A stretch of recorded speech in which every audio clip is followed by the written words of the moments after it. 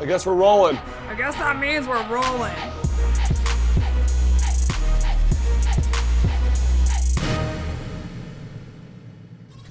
Hey guys, I'm Rachel and welcome to this week's episode of NBA 2K TV. So one of the most awesome parts about my job is that I get to show you guys some things that you might not realize about your favorite NBA players.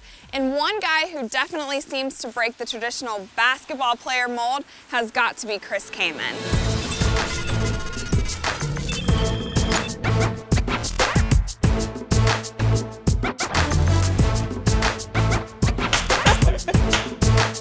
I guess we're rolling. What's up guys, we're here in LA and I'm hanging with Chris Kaman and for the weekend. How do you like LA? I love it. I played here 9 years.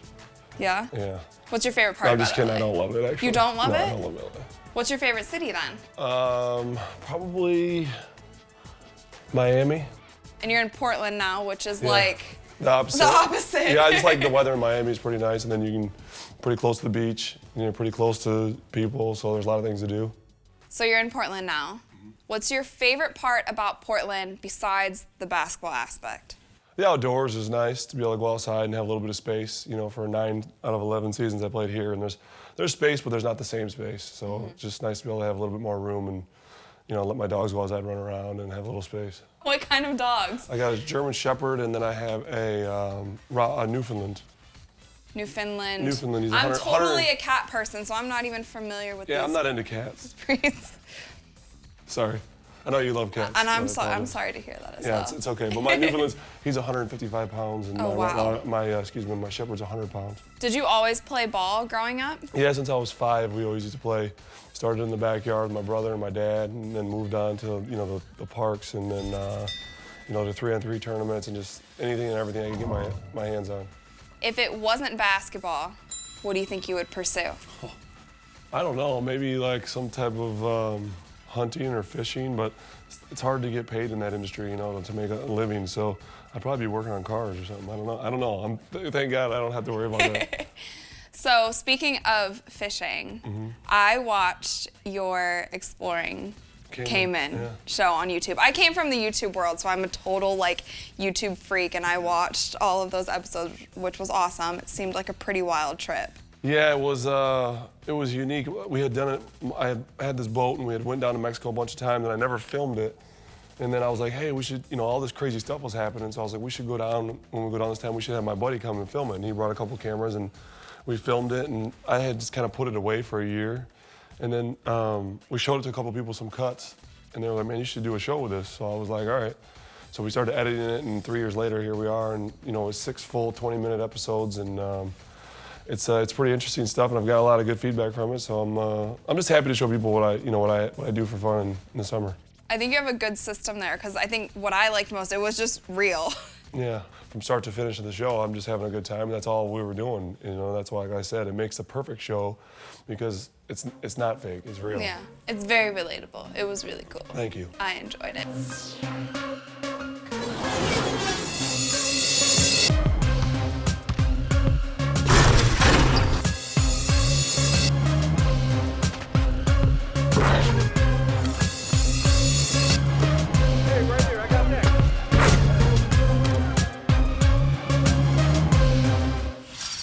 What do you like to do on your off days during season? Well, I got a baby on the way, so I've been spending a lot of time with my lady. Yeah, a little boy coming, so I'm gonna go home and watch a couple movies or whatever with my wife, and there's just not much time left during the season. It's exciting though. And we've been on like game, day off, game, day off, game, day off, so there hasn't been like any like break with 2 days or 3 days, so just kind of waiting for the time when the time is right. And then it's been raining a lot in Portland. So let's talk about our game a little bit, or video games in general. Do you remember your very first video game? Yeah, it was a Super Nintendo. It was Mario and Duck Hunt. With the gun, cool. you know? Yeah, the orange one. The orange one. Yeah. No, we have the gray one. I don't know what the difference was. Oh. There was an orange one, and then Yes. there was a gray one. Okay. I had the gray one. And I wanted the orange one. I remember I wanted the orange one because I thought that was cool. But now you go play a Nintendo, it's just too simple. And what about the first time that you ever saw yourself in a video game? That had to be pretty cool. Yeah, that was, I went and I think we did some motion capture and I played.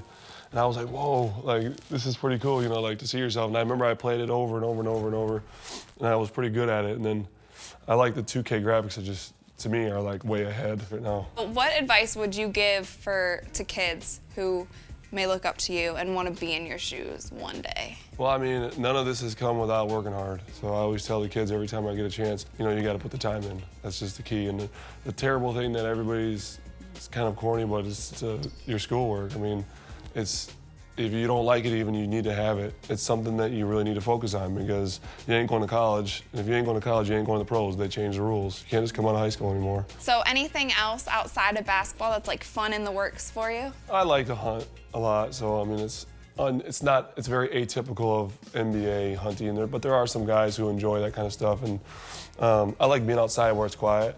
I like to be on my own and have my own time, and it's kind of peaceful for me, so that's something that I really enjoy and the reason why I really enjoy it. But it's good too, it's a lot of hiking, and it's exciting for me. I think not everybody has the same feelings I do, obviously, but it is enjoyable. It's cool showing a basketball player who's like into that stuff. It is really different, but I don't think you're the only one. No, there are some other ones, but they kind of, you don't know about them. Right, exactly. You know? It's really cool. There's not enough of these interviews for everybody to tell everything about themselves. I agree. Well, thank you. Yeah, no worries, appreciate it.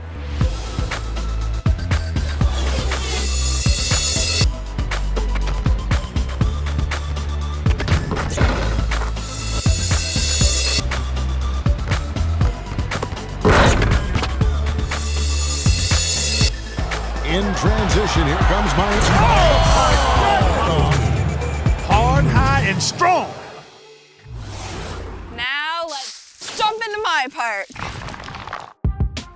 It was neck and neck for the first 7 hours of this week's rival day, with all three parks battling for the lead. 8 hours into the action, Old Town and Sunset Beach left Rivet City in the dust. But in the end, it was Sunset Beach who came away with the victory, barely beating Old Town. Shout out to That's Easy Money on Xbox One, a top performer for Sunset Beach who only lost one game the entire rival day. And to John 1200 Doe on PS4, who ranked up the most wins across all parks and platforms for Old Town. Every week, the competition gets tougher and tougher, with all park members earning more and more rep. And this past week, we finally have our first Legend 2 players, with Red City Boy 23 being the first to reach this rep level. And don't forget, this weekend's Rival Day is another 12-hour marathon. So this coming Sunday from 9 a.m. to 9 p.m. Pacific time, you better get out there and ball up. Your community is counting on you.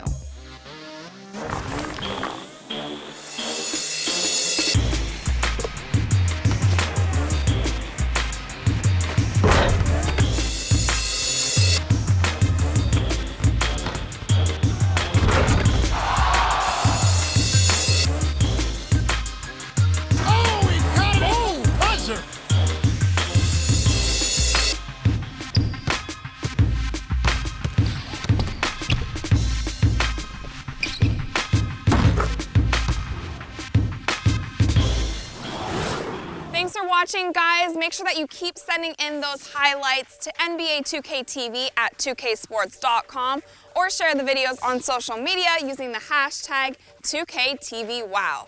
And stay tuned because next week we will have a very special Thanksgiving episode. I'll see you soon.